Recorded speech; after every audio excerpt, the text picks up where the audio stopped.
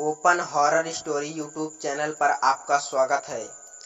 भूत प्रेत पिशाच और शैतानों की रोमांचक कहानियाँ आपको इस चैनल पर सुनने को मिलती हैं। अगर आपको ऐसी ही कहानियाँ सुनना पसंद है तो हमारे इस चैनल को सब्सक्राइब कर लें। तो चलिए आज की कहानी को शुरू करते हैं। हेलो दोस्तों, यह कहानी एक वैज्ञानिक के बारे में है। आत्माओं का अध्ययन करने वाले दिल्ली के वैज्ञानिक वैभव प्रजापति को जब नासिक की भूतिया हवेली के बारे में पता चला तो उन्होंने इस भूतिया हवेली के बारे में अध्ययन करने का निर्णय लिया, क्योंकि वो पिछले कई सालों से भूतिया जगह की तलाश में थे ताकि वो भूतिया आत्माओं पर अध्ययन कर सके। वैभव भूतिया हवेली में रहने की तैयारी करने लगे। वो जानना चाहते थे कि क्या सच में भूत होते हैं, भूत की कहानी क्या है, हवेली का रहस्य क्या है। इसके बाद वैभव दिल्ली के नासिक पहुँचे और अंत में टैक्सी लेकर नासिक के भूतिया हवेली पहुँच गए, जिसके बारे में कई भूतिया कहानी कही जाती थी, जिसको लोग भूतों की हवेली कहते थे। वैभव ने भूतिया हवेली के नज़दीक एक होटल में रूम ले लिया। शाम होते ही वैभव आवश्यक सामान लेकर हवेली के बाहर पहुंच गया। वैभव चुपचाप छुपते हुए हवेली का मुख्य दरवाज़ा खोलने लगा तो पता नहीं कहां से एक आदमी आ गया। अनजान आदमी ने पूछा, आप कौन हैं? इस वक्त इस हवेली में कोई नहीं जाता। वैभव उस आदमी को देखकर सामान्य होते हुए उस आदमी से पूछा, हेलो, आप कौन हैं? अनजान आदमी बोला, मैं हीरा लाल, यहाँ पास में ही मेरा घर है। मैं यहाँ से जा रहा था, तभी आपको देखा और यहाँ आ गया, क्योंकि बाहरी लोग ही यहाँ आते हैं जिनको इस भूतिया हवेली के बारे में पता नहीं होता। जो भी व्यक्ति इस भूतिया हवेली की कहानी के बारे में जानता है वो शाम और रात के समय इस भूतिया हवेली के भीतर जाना तो दूर, इसके पास भी नहीं आता। वैभव कहता है, हाँ, मैंने सुना तो है कि नासिक की ये भूतिया हवेली है। यहाँ कोई नहीं रहता, इसलिए मैं यहाँ आया हूँ ताकि इस हवेली में रुककर इसकी हकीकत लोगों को बता सकूँ। हीरालाल कहता है, क्या मतलब है आपका? आप सब जानते हुए भी इस भूतिया बंगला मतलब इस हवेली में रुकने वाले हैं? वैभव कहता है, जी हाँ, आपने सही सुना, मैं रात में यहाँ रुकने वाला हूँ। हीरालाल कहता है, आप मेरी बात मानो और अभी यहाँ से चले जाओ। इस भूतिया हवेली में जाने वाला कोई भी व्यक्ति वापस लौटकर नहीं आया और आपको तो सब कहानी के बारे में पता भी है। हीरालाल की पूरी बात सुनकर वैभव बहुत खुश हो गया, क्योंकि उसको आत्माओं का अध्ययन करने के लिए ऐसे ही मौके की तलाश थी और वह मौका आज उसको मिल गया था। वैभव को खुश देखकर हीरालाल आश्चर्यचकित होते हुए पूछा, इस भूतिया हवेली के बारे में सब पता होने के बावजूद भी तुम इतने खुश क्यों हो रहे हो? वैभव कहता है, हाँ, मैं खुश हो रहा हूँ क्योंकि मैं एक वैज्ञानिक हूँ जो आत्माओं का अध्ययन करता है और मैं यहाँ पर वही जानने आया हूँ कि इस भूतिया हवेली की कहानी में कितनी सच्चाई है। इस हवेली के बारे में जो भूतिया कहानी बनाकर समाज में फैलाई गई है, मैं उसका सच आप सभी के सामने लाऊंगा, जिसके लिए आज रात की पूरी रात मुझे इस हवेली में रुकनी पड़ेगी। इसके बाद वैभव हवेली के अंदर प्रवेश कर जाता है। हीरालाल की वैभव को रोकने की सभी कोशिशें नाकाम हो जाती हैं। वैभव के अंदर जाते ही हीरालाल भी जल्दी जल्दी अपने घर चला जाता है। वैभव जैसे ही अंदर पहुंचता है, हवेली का नज़ारा देखकर वैभव के हाथ और पैर ठंडे हो जाते हैं, क्योंकि यह हवेली सच में भूतिया थी। दीवारों पर उलूल जुलूल भाषा में कुछ लिखा हुआ था। चारों तरफ मकड़ी के जाले और धूल जमी हुई थी। कुछ पल के लिए तो वैभव को लगा कि यहाँ सच में भूत रहते हैं। फिर कुछ सोचा और अपना सामान एक जगह पर रख दिया। हवेली में इधर उधर घूमने लगा। चारों तरफ घूमने के बाद पहली मंजिल और दूसरी मंजिल पर भी चला गया। कुछ समय बाद हवेली का पूरा पता करके वैभव वापस नीचे आ गया। कुछ समय बाद वैभव हवेली की ड्राइंग रूम की तरफ गया, जहां पहले से सामान बिखरा हुआ पड़ा था।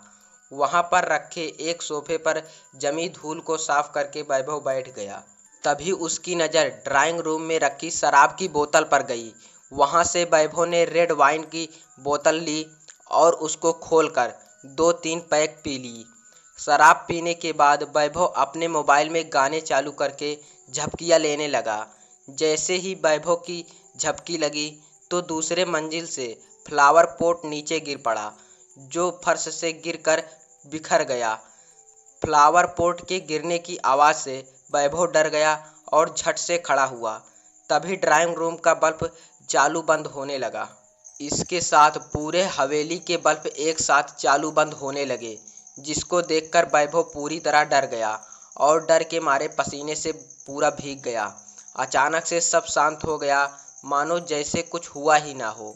वैभव खुद को संभालते हुए कपकपाती आवाज में बोला, कौन है, कौन है यहाँ। तभी एक कुर्सी वैभव की तरफ उड़ती हुई आई, जिससे बचने के लिए वैभव साइड हो जाता है और कुर्सी दीवार पर लगकर टूट जाती है। ऐसा लग रहा था जैसे वैभव को किसी ने कुर्सी फेंक कर मारी हो। यह सब देखकर वैभव बुरी तरह डर गया। कुछ सेकंड बाद ही ड्राइंग रूम गोल गोल घूमने लगा। अब वैभव कुछ समझ नहीं पा रहा था, बस डर के मारे चिल्लाए जा रहा था, लेकिन वैभव की आवाज़ को हवेली की चारों दीवार बाहर ही नहीं जाने दे रही थी। डर के मारे वैभव बेहोश होकर वहीं गिर पड़ा। अचानक से एक फ्लावर पॉट वैभव के सिर में आकर लगा, जिससे वैभव खून से लथपथ हो गया। कुछ घंटे बाद जब वैभव को होश आया तो उसने घड़ी में देखा 12 बज रहे थे। वैभव डर के मारे कांपता हुआ अपना सामान वहीं छोड़कर दरवाजे की तरफ भागा। वैभव के दरवाजे के पास पहुंचने से पहले ही दरवाज़ा धड़ाम से बंद हो गया। वैभव ने अपनी पूरी ताकत से दरवाज़ा खोलने की कोशिश की, लेकिन वो नाकाम रहा। वैभव चिल्ला रहा था, प्लीज़ मेरी मदद करो, मुझे बचाओ, लेकिन वैभव की सभी कोशिशें बेकार थी। वैभव हिम्मत करके जोर से बोला, कौन है, सामने आओ। तभी वैभव के सामने 6-7 फुट लंबा एक काला साया उसके सामने आकर खड़ा हो गया, जिसकी लाल आंखें आग के समान थी। भयानक काला डरावना चेहरा था, जिसको देखकर उसके सामने कोई भी खड़ा होने की हिम्मत न कर पाए। उसके बड़े बाल, बिना पैरों का वो काला साया जमीन से 5 फुट ऊपर हवा में ही उड़ रहा था, जिसको देखते ही वैभव का गला सूखने लगा। पूरा शरीर पसीने से तर हो चुका था।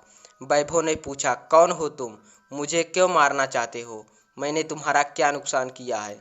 काला साया बोला, तुमने हवेली में आकर बहुत बड़ी गलती की है, अब तुम जिंदा नहीं बचोगे, मैं सबको मार दूंगा, किसी को भी यहाँ नहीं रहने दूंगा। वैभव कहता है, आखिरकार तुम सबको क्यों मारना चाहते हो, इस हवेली में ऐसा क्या है जिसके लिए तुम सभी की जान लेना चाहते हो।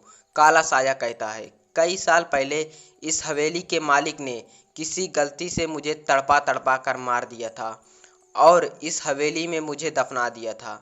मेरी आत्मा इसी हवेली में कैद हो गई, क्योंकि यहीं पर मेरा खून हुआ और यहीं पर मुझे दफना दिया गया। अब मैं किसी को भी इस हवेली में नहीं रहने दूंगा। जैसे मुझे तड़पा तड़पा कर मारा गया था, वैसे ही मैं सभी को तड़पा तड़पा कर मारूंगा। अब तुम भी मरने के लिए तैयार हो जाओ। कुछ ही समय में वह भूत और भी भयानक हो गया। हवेली में चारों तरफ घूमने लगा, कभी वैभव के आगे तो कभी वैभव के पीछे। वैभव को पूरी तरह डराने लगा। वैभव तभी पुजारी द्वारा दिए गए अभिमंत्र राख को जेब से निकाला और भूत के पास आने का इंतजार करने लगा। जैसे ही वह काला साया वैभव के पास आया तो तुरंत वैभव ने अभिमंत्र राख को भूत पर फेंक दिया। अभिमंत्र राख के गिरते ही भूत भयानक आग से जलने लगा और जलकर भस्म हो गया। अब उसकी आत्मा हवेली को छोड़कर अलौकिक दुनिया में जा चुकी थी। वैभव ने राहत की सांस ली और हवेली की सभी लाइटों को जलाकर वहीं ड्राइंग रूम में सोफे पर सो गया। तो दोस्तों, यह थी हमारी आज की कहानी। तो इस कहानी का अंत यहीं पर होता है। अगर आपको कहानी पसंद आई हो तो हमारी कहानी को लाइक करके वीडियो को भी लाइक कर दें। तो चलिए, आपको मिलते हैं अगली में कहानी में, तब तक के लिए धन्यवाद।